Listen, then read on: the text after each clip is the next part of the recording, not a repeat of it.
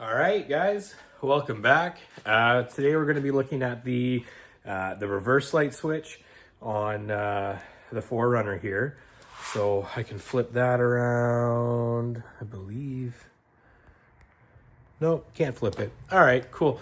So we're on the second gen import again today.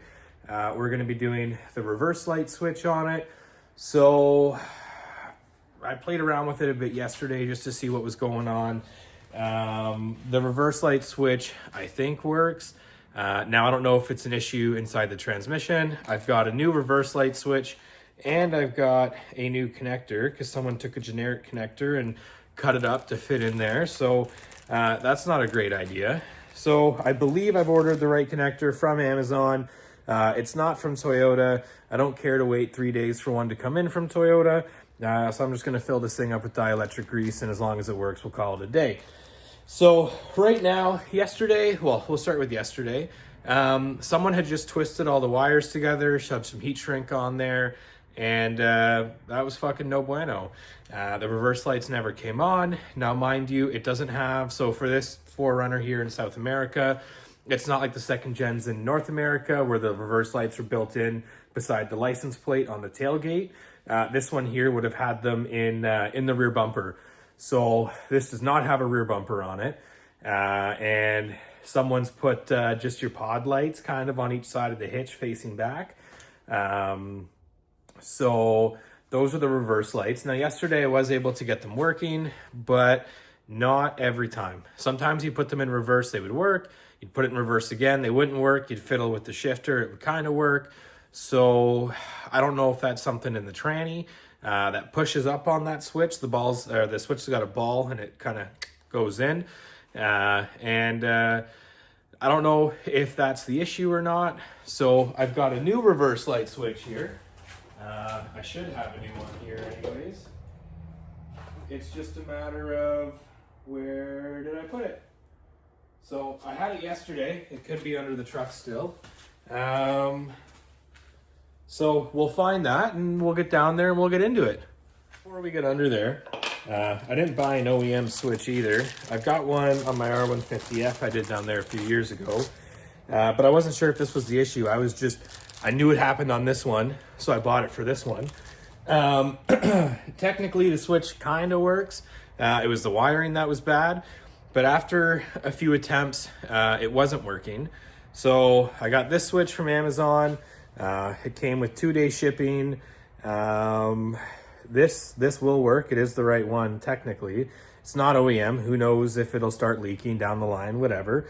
I just kind of want to see if it'll actually do something. So, and the connector I bought is not the right connector. Motherfucker. It don't go. So, we're going to figure that out. Okay, so we've made something happen here. I just kind of picked some plastic away until it worked. So, that switch is pretty damn fully seated on it. So, we're gonna throw this guy in and see if that changes anything with the reverse lights or not. I know that pushing this, it can be inconsistent. So we're going to clean it up down there. I'm expecting some oil to come out. It's pretty low on the transmission there. We've got a pan down there and get you guys set up and we'll break into it. Okay, guys. So we are under the truck now. And as you can see, I tried to make it as neat and tidy as I could, but I was working without the right stuff and 50% of someone else's shit. So I did this hoping that this would help. Not really. This was the homemade connector they made. Oh, fucking right on, brother. So maybe that's why it was inconsistent. I'm still going to replace that switch though, because this didn't even clip in. It just cut a big hole down the center of it and prayed, and that's what they did. So we're gonna get that out. We're here gonna get these out. The circuit's dead. If I touch these together, nothing happens, so I don't gotta worry about these rubbing up on anything. I'm not too concerned about that right now. We're gonna start with getting that guy out, and you can see it's got a shit ton of oil around it. So I don't expect it to be too tight, or maybe it doesn't have the that seal, metal seal around it. So let's get in here. And now I'm blocking my own light. Can't even really see much. Okay, no. That's where we want it, right there. Ah, loose as could be. Didn't even need the wrench. So that's good. And if I pull this, I'm assuming some oil is going to come out because it sits lower on the diff. And it does. It doesn't actually look like it's that bad of oil. That switch doesn't feel awesome. So, real quick, let's put this back in. Now that we know it's leaking, let's get a rag and a little brush so we can clean it up when we're done. Okay, so we're gonna get this old one out of here.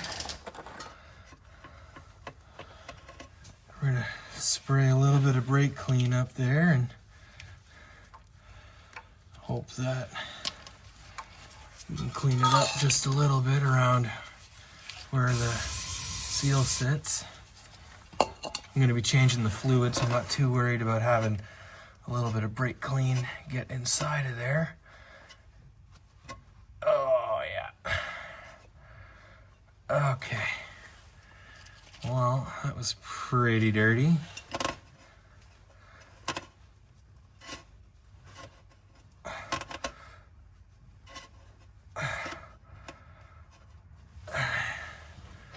That looks pretty good right there. Cool. So let's get our new one. Nice and clean and neat and tidy. Let's thread that in.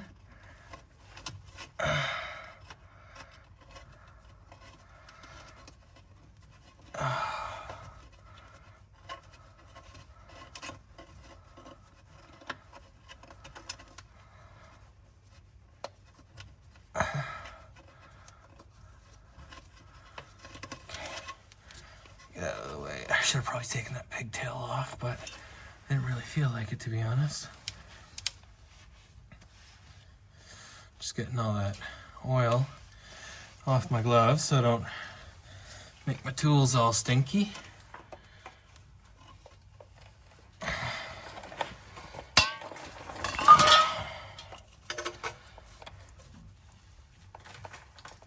Okay. I think that's about as tight as she's gonna get. Now you don't want to crank it. You're not holding pressure back or anything. You don't want it to leak. So now we'll put the multimeter on it. We'll put it in reverse and we'll see what happens. All right, so we've got the almighty fluke on there. We're gonna set her to resistance here. All right, we got 0.1. So I'd say she's good.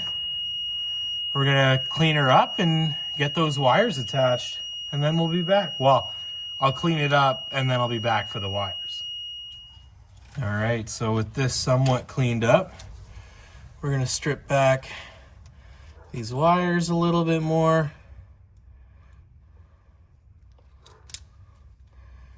That didn't go as planned, now did it? Boom.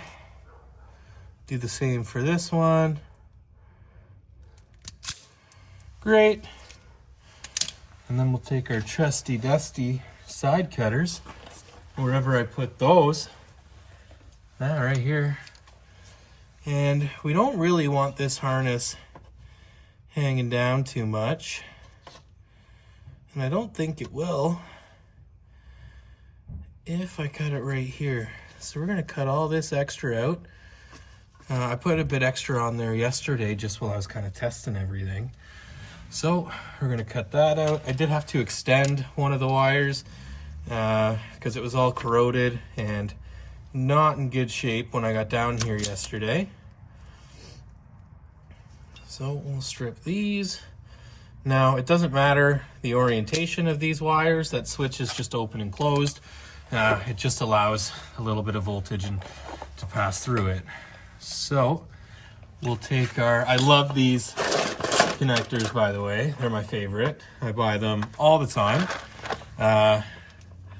They're these guys. Get them on Amazon. It's basically heat shrink with some low melt point solder in there. And then these little strips here on the outside, you'll see yellow, blue. That's a size indication, but it's also helps seal the connection there from the elements. So we'll grab I'm using our red ones. They're pretty tight on these wires. And they'll fit over that little bit of a bigger white wire here. And I give them a bit of a twist before I do anything, just so that way when you go to jam another wire in there, it doesn't get all pushed out. It still should stay together for the most part. And I aim to get it just poking through that solder point there like that. We'll take one of our blue wires. We'll do the same thing. Twist it up. Throw it in. And then just kind of push this wire into the other wire like that. You're going to take your lighter. You're going to move that wire out of the way as to not burn it. And you heat shrink it.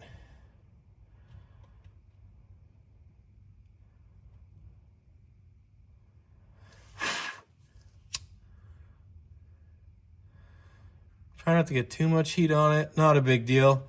I've got these on my 4Runner. Oh geez, it's got to be like something like 4 years now. I had to do this to my my rear locker. Someone pulled the harness wires out of the locker before I got it, and it wasn't working, wasn't functioning. So I got a new harness from Toyota, the new connector there. That one was the right one because I ordered it through them. So they put the wires in, they pinned it, and then I just had to come home and connect it to the harness that the truck still had in it. So anyways, we're going to do the same for this guy. You're going to slip your connector over. You're going to grab this guy, twist it up a little bit, and the same thing that we just did, just for this other wire. Try to get them all in the first time, if you can.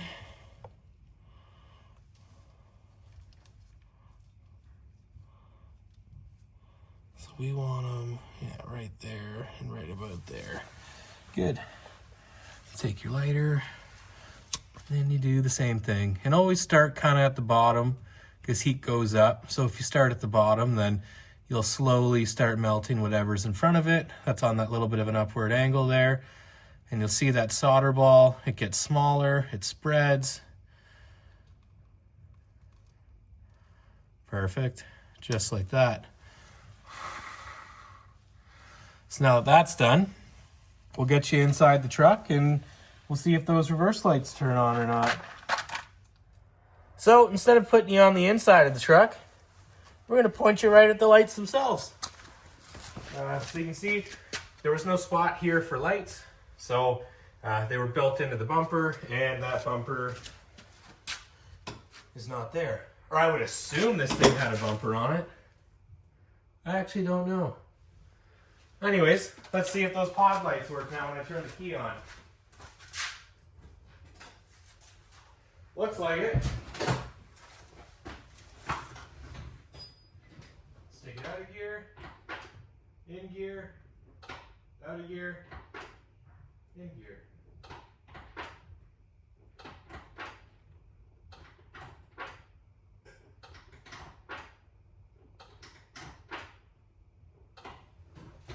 Perfect. So as you should do with all of your outdoor connections, or out to the elements, I guess I should say, just lather in that dielectric grease. We're gonna go up here and we're gonna fill that with dielectric grease as well. And then we're gonna slam her back together. Now obviously this clip doesn't go on like it should, but it holds on real tight. You need a flathead in between the two surfaces to get it out. So put that back on, and you see there, you can't even wiggle it. It doesn't come off at all. So now the dielectric grease is in there, our connection should stay good for quite some time. We'll get our wire loom back on, which I ripped off. It's here somewhere, right here. I might have to shorten that one down quite a bit because I had some extra wire there yesterday for testing. And it's extremely important to keep this free and clear of the drive shaft that just sits under it. You don't want that to happen, because next thing you know, you go to use your reverse lights and you don't got them. So we'll get this guy in.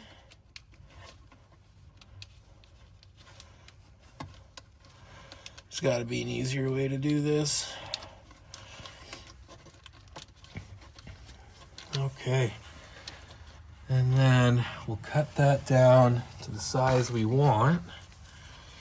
We want it to kind of cover up some of this OEM covering here that someone so kindly has ripped off for us.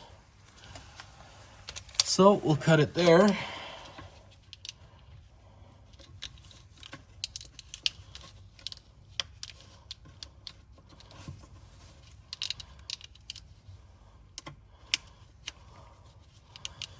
Boom.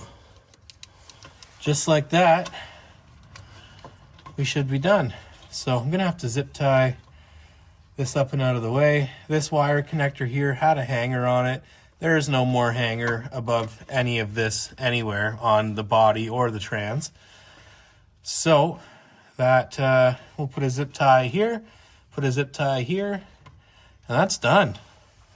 Alrighty. Hey guys, well, thanks for tuning in to today's episode. Further down the line, we will get in touch with Toyota. We'll get the right connector for that. It's going to be the same connector that this guy here has. So we'll get that sorted out in the future. Coming up this weekend, we should have all the parts to do the glow plugs on it. The glow plugs don't work whatsoever. And then we should have all the new seals for the injectors. There's quite a few leaks there. I had to reuse whatever seals came when I got the truck. So cylinder 2 and cylinder 4, when you're running it, you do get a bit of a puddle of diesel underneath it. It's not leaking at the injection pump, it's leaking at the fuel return rail that goes across all 4 injectors. So we'll get that sorted out in the near future. That'll be another video. And then hopefully we can get a lift kit in for this thing. From my understanding, it's the same frame dimensions as a Toyota pickup here in North America. So I'm going to do the 5-inch rough country lift for the pickup. I can't use the 4Runner because this one's got rear leaf springs and not rear coils on it. But the front end geometry is the same. The coils, from my understanding, are the same. And if we run into any issues, we'll figure them out when that time comes. So stay tuned for lots of videos to come. Thanks for watching.